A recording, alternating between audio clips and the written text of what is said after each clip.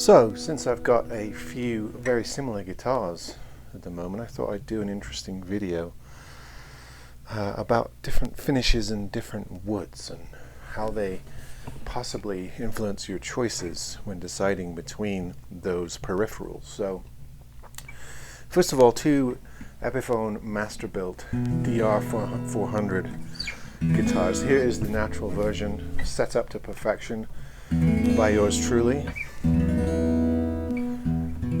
So that's the natural version, and this first example is going to be very, very obvious. Here is the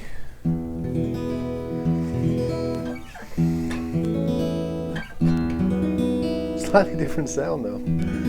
Ruined my thesis here, but not much of a difference. So same woods, different finishes, purely aesthetic, but when you go from one guitar to another, you're going to get slight differences. Very few makes and models produce identical guitars.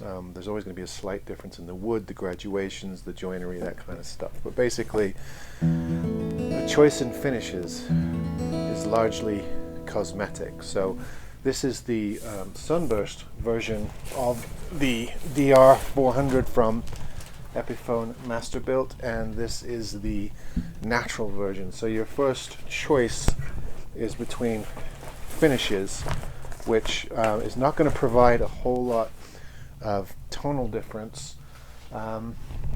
This next choice is going to, here we have this is the Yamaha A1M.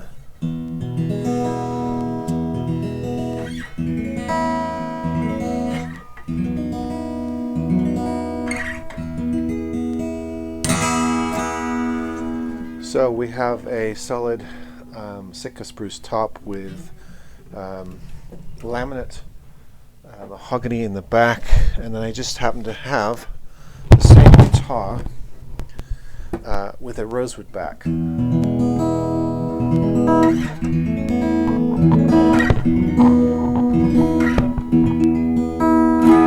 I don't know if the camera mic is picking, the lapel mic is picking this up, but immediately I'm hearing a slightly warmer tone between the rosewood-backed version and the mahogany-backed version. Same tops, same other specs, everything else the same, except this is rosewood and the other one is mahogany. Now, I've heard different opinions about the difference between rosewood and mahogany. Some people say that mahogany is naturally warmer.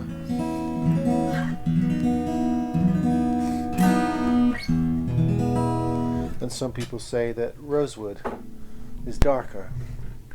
And then some people say that rosewood is brighter. I will say that out of these two, the rosewood one appears to be darker, but the mahogany one seems to have a little bit more clarity of sound across the spectrum. Cuts through a bit more.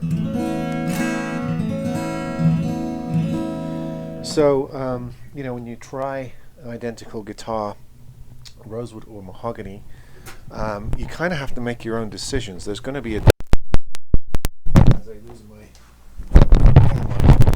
there's going to be a difference in tone between a rosewood-backed instrument and a mahogany-backed instrument. So, there's one illustration.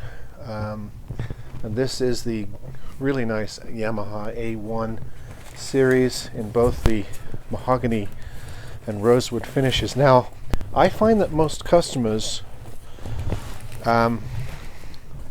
prefer the rosewood, but I think it's more of an aesthetic and availability choice. I don't think it's necessarily to do with tone. I think there are I've met people that do prefer mahogany actually, but the majority of people, when they express a preference, they tend to prefer rosewood because it looks better and because it's harder to find. Now here's another interesting distinction. Here's I'm going to get it right, Blue Ridge BR40. The regular BR40.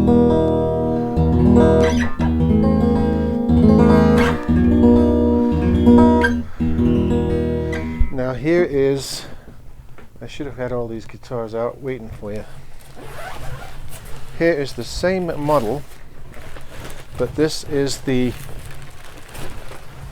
Blue Ridge BR40A.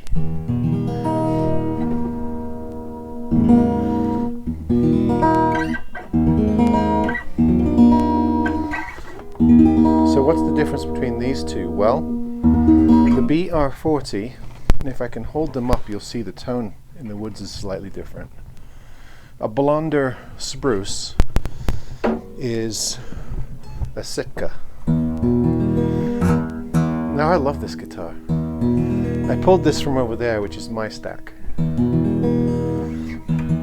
But the BR40A is more expensive. So why do I love this one? That. For finger picking. The BR40A is an Adirondack spruce. Slightly wider grain, not as tight, different sound.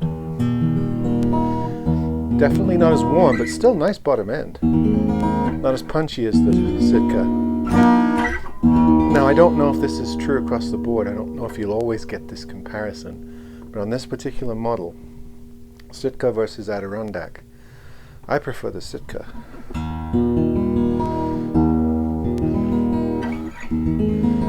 So you can see in my 3 experiments here, the least amount of difference was the finish difference. Had I been comparing a gloss to a satin finish, I might have had more tonal difference between the 2 models. But I wasn't. I was simply comparing colors. A natural satin finish versus a sunburst satin finish. Little to no variance between the 2 tones. Perhaps a tiny bit because guitars are going to be different from one to the other. The next example was between the back of the guitar, and we heard tonal differences a little bit more pronounced between the mahogany backed and the rosewood backed guitar with the same solid spruce top.